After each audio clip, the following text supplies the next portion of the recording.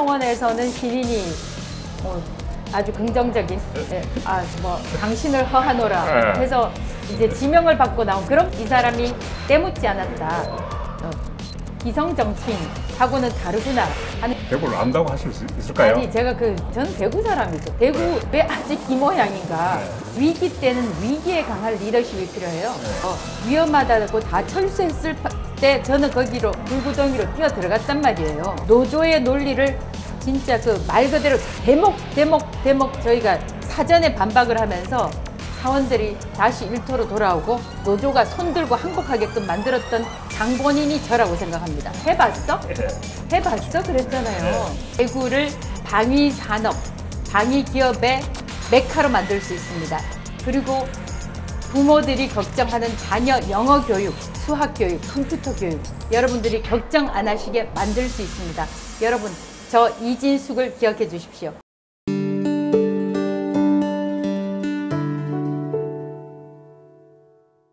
안녕하십니까.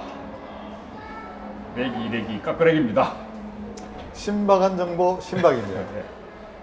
오늘 대구시장 예비후보 모셨는데요. 이인숙 예비후보입니다. 안녕하세요. 네, 안녕하세요. 예. 뭐 신박이 이 후보 소개 좀 해드리죠. 그래도 다 아시는 건 아니니까. 다 뭐 본인이 갖고 계신데. 내가 갖고 있으니까 내가 할까요? 알겠습니다. 지금 뭐 이 이진숙 후보 아시는 분은 널리 아십니다. 이라크 전문 기자. 네. 그렇죠? 맞습니다. 모르는 분 있습니까? 아니요. 그렇죠. 대한민국 국민은 다 알고 있죠. 너무 많으니까 네. 제가 학력만 먼저 이야기하겠습니다. 대구 남도 초등학교 졸업, 구남여자 중학교 졸업, 네. 대구 신명여자 고등학교 졸업. 네.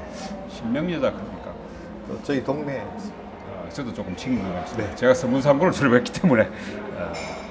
그리고 경북대 사범대학 졸업, 그리고 한국외국어대학교 통번적대학원 석사, 그리고 널리 알려진 MBC 전문기자, 이라크 전문기자, 그리고 워싱턴 특파원. 네. 이거 아무나 가는 거 아니죠?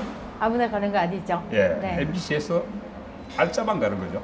저는 뭐 그렇게 생각하고 있습니다. 네. 자랑스럽게 생각하고 그렇죠. 있습니다. 뭐 기자사도 수상하셨고 이렇게 한데 갑자기 지금 어떻게 보면은 언론에 평생을 종사하셨단 말이죠. 네. 그러다가 이 정치로 입문하셨는데 예. 정치 입문하신 지 얼마 됐죠 지금? 2019년 10월 말에 예. 제가 자유한국당 당시 자유한국당의 인재 영입 1차 인재로 영입이 됐습니다. 황교안 전 국무총리가 대표를 했을 때 맞습니다. 영입되시죠? 자유한국당 때 영입이 됐습니다. 그러니까 2020년, 2021년 그러니까 2년이 넘고 이제 횟수로 치면은 4년째네요. 예. 네. 횟수로 치면 만 2년은 조금 더 됐고 횟수는 4년. 맞습니다. 아니 되게 오래 하신 것 같습니다.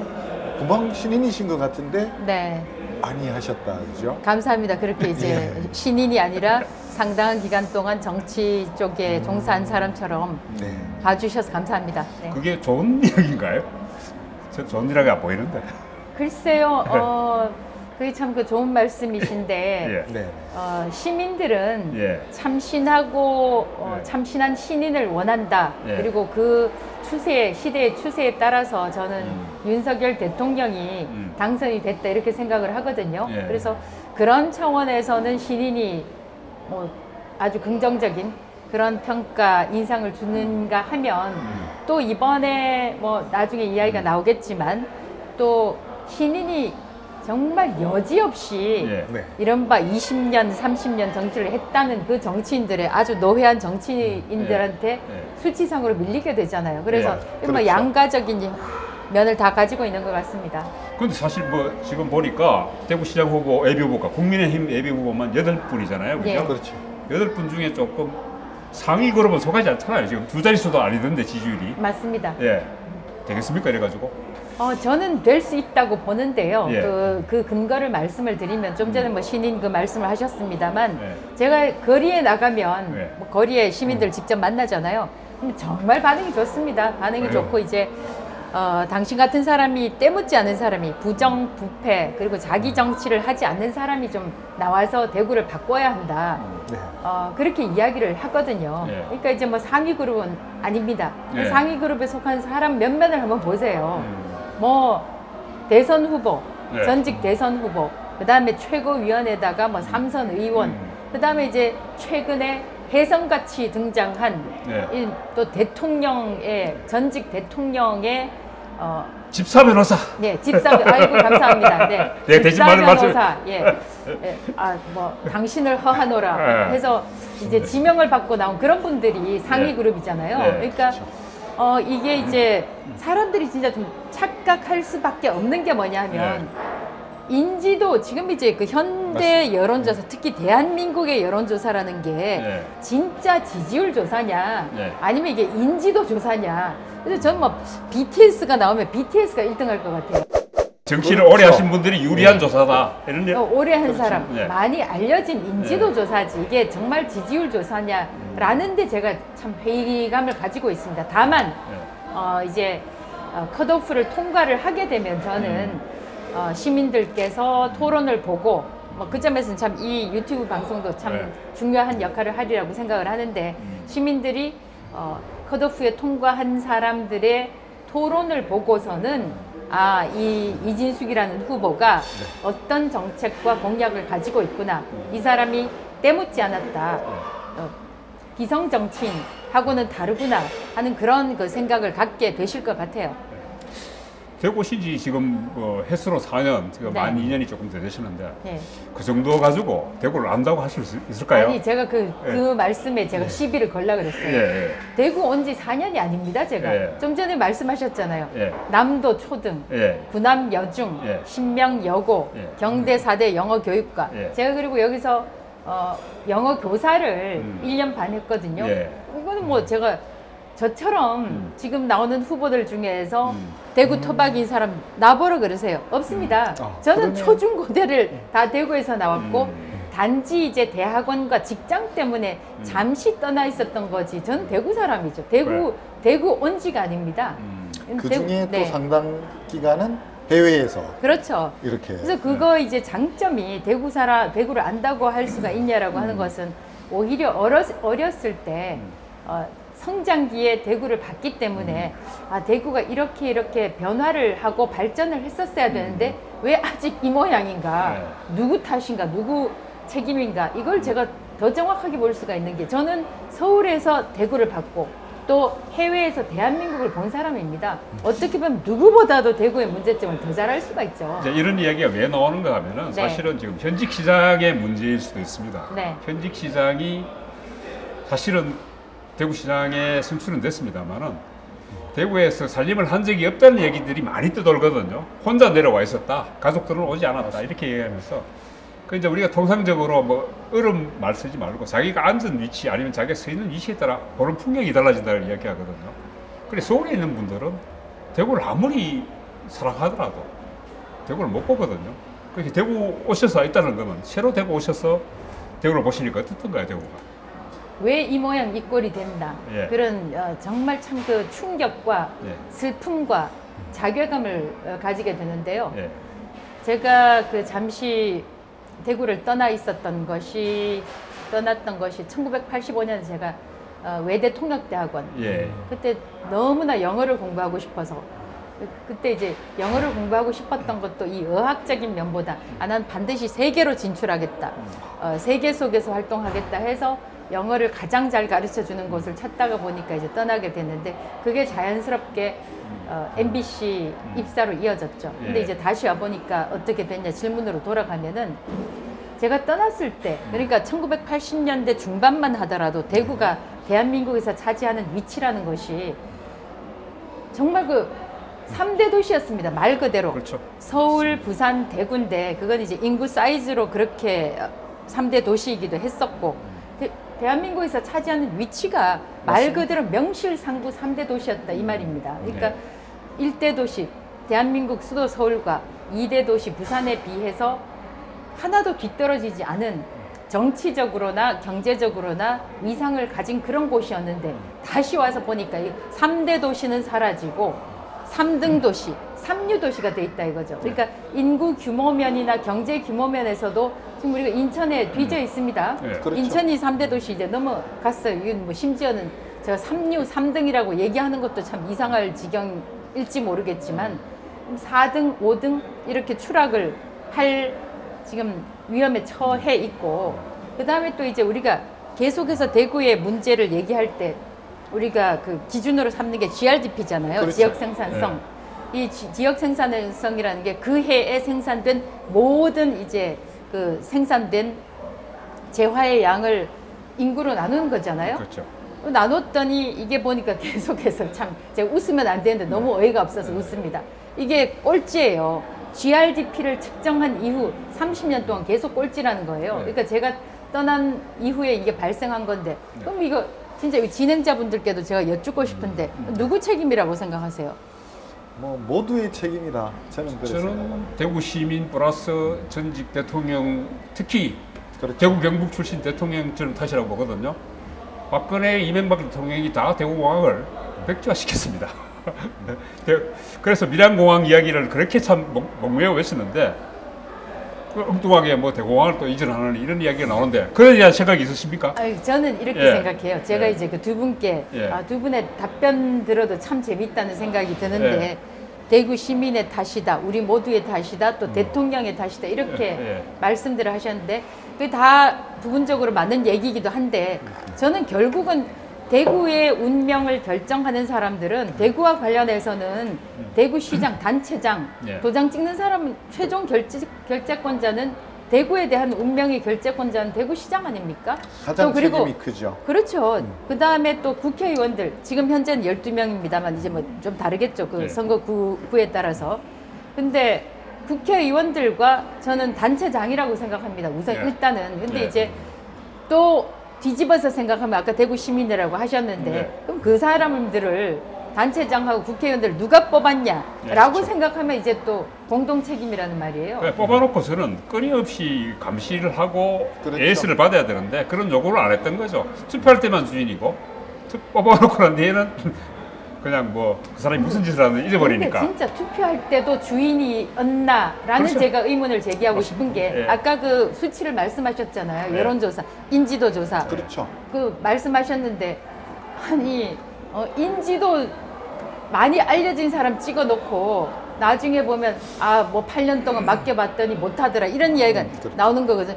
그 사람 뽑아줬잖아요. 그렇죠. 뽑아줬는데 대구에서 살림했냐 안 했냐, 누가 뽑아줬는데요? 그렇죠. 뽑을 때 그 사람에 대해서 인지도 조사하고 여론 조사하고 그때 그런 문제들이 지적이 되고 그걸 제동을 걸었어야 되는데, 지금도 보면 제가 참 언론에 할 말이 많습니다. 그런데 그 부분에서 이제 네.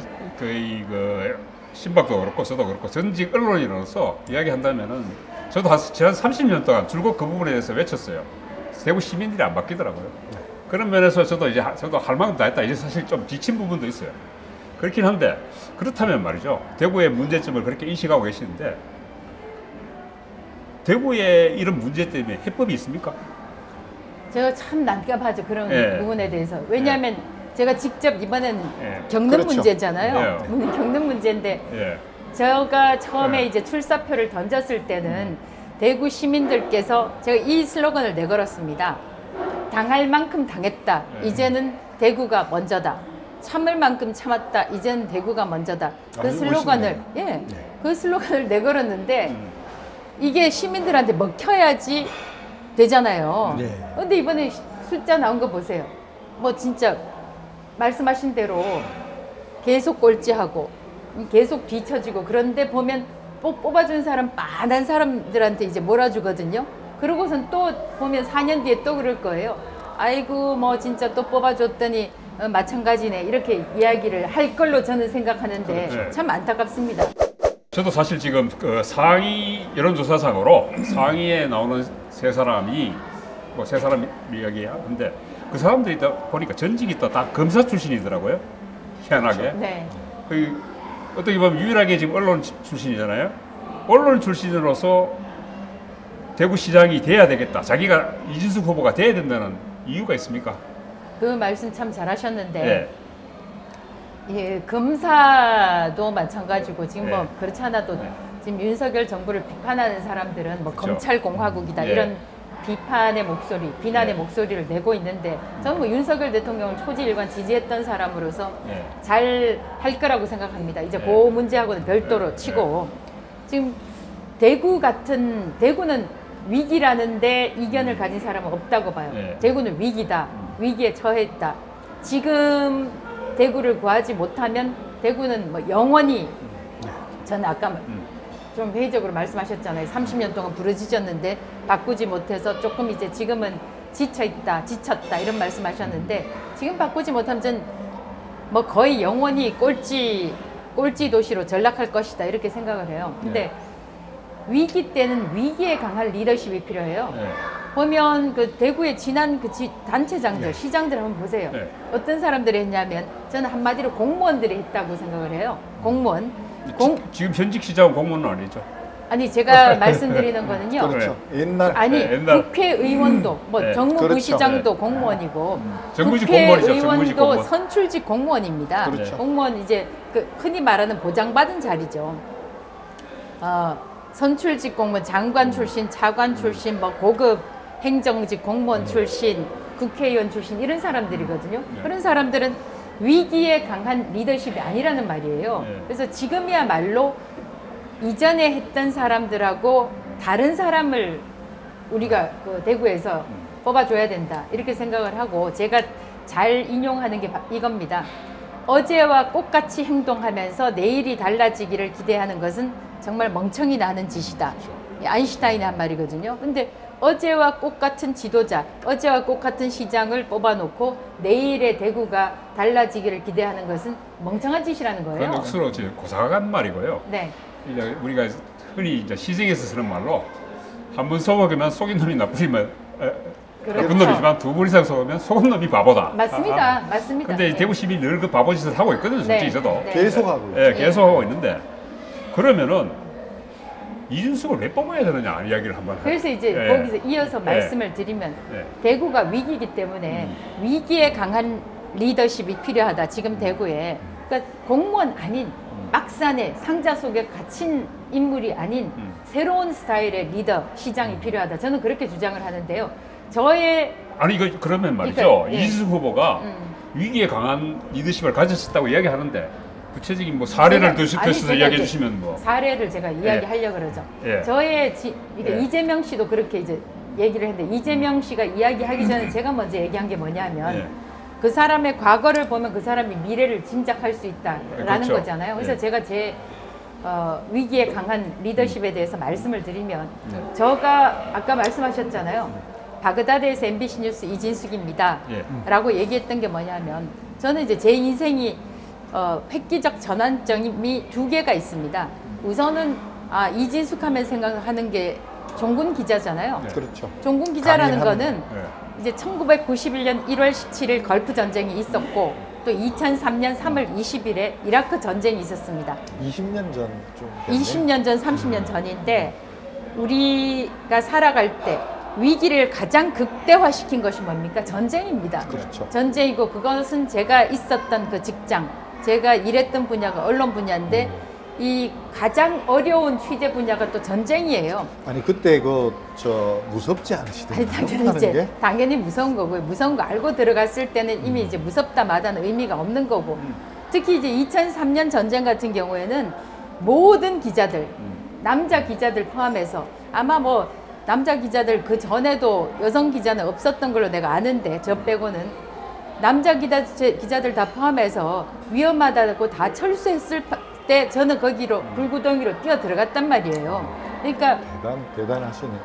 그러니까 그 위기에 제가 이제 뛰어 들어갔고 2003년 전쟁 같은 경우는 지금 이제 우크라이나 사태를 우리가 보고 있지만 2003년 전쟁에 이진숙이라는 사람이 바그다드에 없었다면 적어도 대한민국에서 이라크 전쟁 보도는 외신에만 의존했지 대한민국에 어떤 기자도 없었던 취재를 하지 않았던 그런 이벤트, 국제적인 사건이 된다 이 말입니다. 그래서 저는 그 위기에 강했던 그리고 제 직업 정신, 제 직업을 위해서 목숨을 걸었던 그게 하나가 있고 그다음 두 번째는 제가 이제 두 번째 위기는 뭐냐 하면 위기에 강한 리더십을 드러냈던 게 2012년 170일 MBC에 있었던 170일 파업입니다. 뭐 두 분도 상상을 한번 해보세요. 170일 동안 파업한다는 게 있을 수가 있습니까? 1년이 365일이라고 하면 거의 절반을 뭐 368이잖아요. 그러니까 6개월 가까운 기간을 직원들이 그것도 수백 명이 자기 일하던 자리에서 이 펜을 집어던지고 또 카메라를 집어던지고 파업에 나갔다는 이야기예요.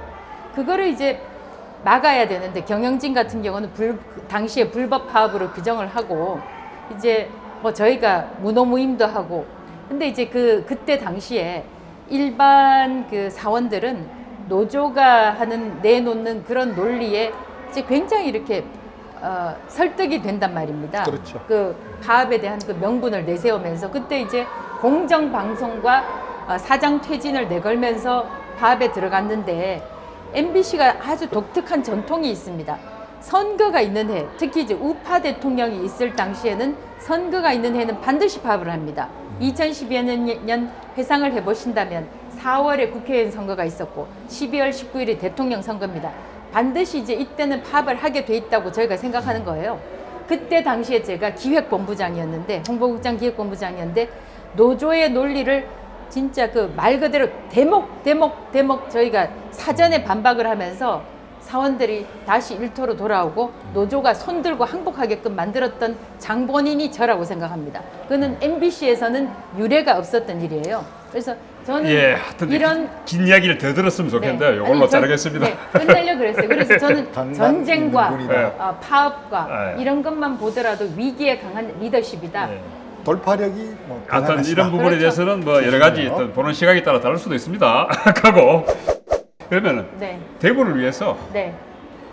대표 공약이 여러 가지 이야기하지 마시고 네. 딱 하나만 내가 이거 시작이 되면 이것만큼은 내가 해내겠다. 제가 이렇게 예. 말씀드릴게요. 우선 예. 첫 번째 두 가지만 말씀드릴게요. 예. 짧게 하겠습니다. 예. 하나는 예. 우리가 지금 무기 수출국이 9위입니다. 이제 네, 뭐 그렇죠. 여기에 예. 그 많이 통계, 올랐죠. 예, 통계에 따라서는 뭐 6위라고 하는 데도 있고 그런데 이제 통상 9위라고 2016년에서 2020년까지의 통계를 보면 이제 6위예요. 9위예요. 근데 대한민국이라는 나라가 국력도 증가를 했지만 무기라는 것만큼 또 첨단 산업이 없지 않습니까? 그래서 무기를 해외에 수출하는데 9등이 됐다 세계에서 뭐 흔히 뭐 미국이 제일 1등이고 그렇지 않습니까? 그래서 이걸 생각을 못 하고 있는데 우리가 못 봐서 그렇지 충분히 이게 가능한 거예요. 대구라는 그렇죠. 도시가 예. 그 구미 같은 데는 어뢰까지 생산하는 거예요. 그래서 우리가 대구에는 54단이 있고 또 제2 작전사령부도 있습니다. 그렇죠. 그래서 이런 지금은 뭐 윤석열 대통령이 사병도 200만 원 월급 시대를 연다고 했는데 군대도 자산이에요. 우리가 군대를 많이 가지고 있잖아요. 또 네. K2도 가지고 있고 이걸 활용해서 방위산업체, 방위기업을 저는 대구에 유치하겠다. 이건 뭐 말 그대로 21세기 황금알을 낳는 산업입니다. 그래서 첫 번째 그걸 말씀을 드리고 근데 제가 보충 질문을 드리면은 네. 대구에 방산업체가 굳이 오겠습니까? 창원에 이런 쪽이 많이 있잖아요. 그러니까 이렇게 생각하니까 안 된다니까요. 예. 되겠냐 했을 때 정주영 예. 안 되면 되게 하라고요. 그렇죠. 예. 뭐라고 했으면 해봤어? 예. 해봤어? 그랬잖아요. 공약이라는 거는 진짜 그런데 제가 왜 이런 의심을 하는가 하면은 예. 그 많은 대구시장 후보나 이때가 역대 많은 국회의원 후보들이 다 한다고 했는데 안 했어요. 그래서 제가 하는 거예요. 저는 제가 예. 경제 쪽에 예. 이렇게 오래 했는데 예. 상당히 참신하면서 예. 충분히 실현 가능성이 있을 것 같다. 실현 가능성이 저 지금까지 대구가 이 자동차 이런 말씀 기계 그렇죠. 이쪽이 이제 강하고요. 예. 제가 그 말씀 드리려고 했는데 맞아요. 감사합니다. 예. 예.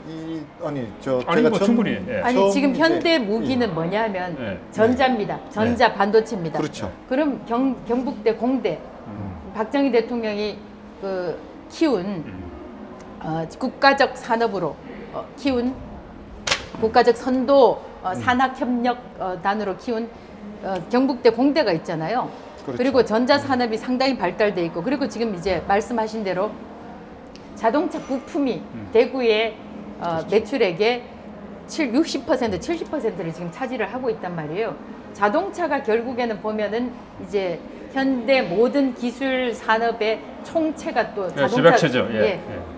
자동차라고 하잖아요. 그래서 반도체 산업 있죠. 그 다음에 자동차 부품 산업 있죠. 충분히 가능하고요. 그 다음 저 같은 경우는 전쟁을 취재를 해봤고 중동에 네트워킹이 돼 있습니다. 충분히 뭐 그렇지 않아도 UAE에도 우리가 그 수출을 했어요. 호주에도 무기를 수출을 했지만 충분히 가능합니다. 그건 안 해서 그렇지. 그러면 조금 그 아픈 대목을 하나 제가 여쭙겠는데. 한 가지만 좀 더 예, 이야기했어요. 예, 얘기했어요. 두 번째 공약은 뭐냐면 이제 이건 돈을 버는 공약이고 예. 그다음 두 번째는 뭐냐면 뭐 대구라고 하면은 교육도시라고 많이 알려져 있잖아요. 이 교육도시로 알려져 있는데 보면 이제 흔히 교육하면 뭐 강남, 서울의 강남, 또 대구의 수성구 수성, 이렇게 알려져 있는데 그러다가 보니까 강남하고 수성구한테만 치우쳐 있다 보니까 교육도 부익부, 빈익빈 이렇게 돼 있단 말이에요. 그리고 그게 education divide 이렇게 표현되기도 하고 저는 그거를 지금 어떤 시대입니까? 월드 와이드 웹 시대고 웹에 들어가면 또 네트워크에 들어가면 다 통하게 돼 있잖아요. 지금 애플리케이션 시대잖아요. 그러니까 강남 앱이 지금 굉장히 인기입니다. 영어 앱으로. 요걸 개발을 해서 이게 이제 조금만 비용을 내면 실비 아주 저렴한 비용으로 내면 이게 뭐 수성구에 살든 또 제가 어느 구라고 얘기하진 않겠어요. 그럼 또 이제 막 완전 또 이 극과 극을 그렇죠. 하는 게 되니까 수성구에 살든 다른 구에 살든 꼭 같은 영어 교육을 받게 하겠다. 또 영어, 수학, 컴퓨터 교육을 받게 하겠다. 아까 소개 저 해주셨죠? 저 동시통역대학원을 나왔고 존스 홉킨스에서 석사 학위를 받았고 하버드 대학교에서 이제 연수를 했는데 이렇게 떠버리지 않더라도 이 말씀 왜 드리냐? 또 현장에서 1년 반 동안 영어 교사를 했고 누구보다도 영어 교육엔 자신이 있어요. 그러니까 정말 멋진 영어 애플리케이션, 영어 앱을 개발해서 수성구에 사는 부모님들하고 다른 지역에 사는 부모님들하고 꼭 같이 자녀 교육을 할 수 있도록 그렇게 만들겠다. 이게 제 세컨드 공약입니다. 그래요. 메타버스 이런 것도 넣으실 거죠? 아니 그 애플리케이션 이게 메타버스나 AI하고 다 그렇죠. 통하는 개념입니다. 네. 그런데 하여튼 지금 2019년 대구 오시고 난 뒤에 대구에 선거란 선거가 나올 때마다 이름이 거론되더라고요. 뭐 그만큼 근데 뭐 거론되면 뭐 합니까? 뭐 툭 치고 들어와가지고 뭐 그녀의 목소리 하나에 지금 뭐 선거 운동 하나 안 하고 22%가 근데 제가 이게 한편에서는 너무너무 창피한 거예요. 그러니까 대구 그렇죠. 시민으로 창피한 게 뭐냐면 저는 오늘 아침에도 아침 7시 반부터 8시 40분까지 제가 그 7호 광장 내거리에서 아침 인사를 했거든요. 또 아침에 이제 피켓까지 걸고서 아침 인사를 뭐 거의 매일 하죠. 평일에는 매일 하는데 마침 또 거기 보니까 그 사무실 근처에 있죠. 그 문제 그 후보가 이 현수막을 내건 그 광장에서 사거리에서 제가 이 아침 인사를 했는데 아니 뭐 인사하다가 고개 숙이다가 보니까 아니 누구는 선거운동 한 번 안 했는데 어제 그분의 목소리가 한번 딱 들리니까 22%가 나와버리는 거예요. 저는 진짜 선거운동이 시작되자마자 바로 이제 휩쓸면서 시민들 만나고 인사하고 아 당신 같은 사람이 됐으면 좋겠다 했는데 저는 단단히가 나오고 그분은 단칼에 22%가 나오니까 아 이거는 아 그분의 능력이 정말 이 힘을 느끼면서도 아 그분이 정말 참 그 대단한 파괴를 가진 분이구나. 쓰나미다, 태풍이다, 폭풍이다 하는데 동시에 아 이거 진짜 너무 창피하다. 뭐 대구 시민으로서 창피하다는 분도 많아요. 사실 많기는 한데 그분들이 사실 소수인 것 같아요. 그때 일단 그럼 선거 예방 소수면 어떻게 22%가 나옵니까? 하여튼 그게 한계 맥심일 수도 있어요. 예. 선거 예방 싫어하시죠? 아니 저는 개인적으로 그분이 성공하기를 바랬었고 제가 개인적으로 MBC에 오셨을 때 제가 모시기도 기획본부장이니까 모시기도 했었고 저는 그분을 좋아했죠. 좋아했지만 이 사태가 벌어진 것은 엄청나게 창피한 일이다. 이렇게 생각합니다. 그분이 여생을 조용히 보내시면 좋겠는데 아니 뭐 그분도 그분의 역량은 아니잖아요. 그분 아버님의 역량인 것이지. 그죠? 네. 뭐 다른 이야기 할 얘기 더 없습니까? 아니 지금 보내드릴까요? 아니면 그래도 너무 말씀을 잘하셔가지고 우리가 이야기할 기회가 별로 없었던 것 같은데 그래도 더 마지막으로 기회를 한번 더 드려야 되겠습니까? 대구 유권자들한테, 대구 시민들한테 한 말씀 하시고 마무리하시죠. 네. 30초만 하세요. 사랑하는 대구 시민 여러분, 오늘 이 자리에서 여러분들과 함께 얘기를 나누게 돼서 정말 기쁘게 생각합니다. 앞서도 말씀드렸지만 지금 여러분들이 보고 계시는 수치는 인지도 수치다. 인지도 조사다. 이 말씀을 다시 한번 드립니다. 제가 거리에서 만나는 많은 시민, 유권자 여러분들께서는 기성 정치에 때묻지 않고 부패하지 않고 청렴한 시장, 또 새로운 길을 대구에 제시할 수 있는 새로운 인물, 위기에 강한 인물을 원한다, 이런 말씀을 해주셨습니다. 저 이진숙, 대구의 새로운 길을 열어줄 수 있습니다. 제 지나온 과거가, 이력이 그것을 말해줍니다. 여러분들, 대구를 방위산업, 방위기업의 메카로 만들 수 있습니다. 그리고 부모들이 걱정하는 자녀 영어 교육, 수학 교육, 컴퓨터 교육, 여러분들이 걱정 안 하시게 만들 수 있습니다. 여러분, 저 이진숙을 기억해 주십시오. 감사합니다. 예, 고맙습니다. 오늘 연방타임즈와 연방타임즈 연다TV와 마장생TV가 함께한 이진숙 대구시장 예비후보 인터뷰를 여기서 마치겠습니다. 고맙습니다.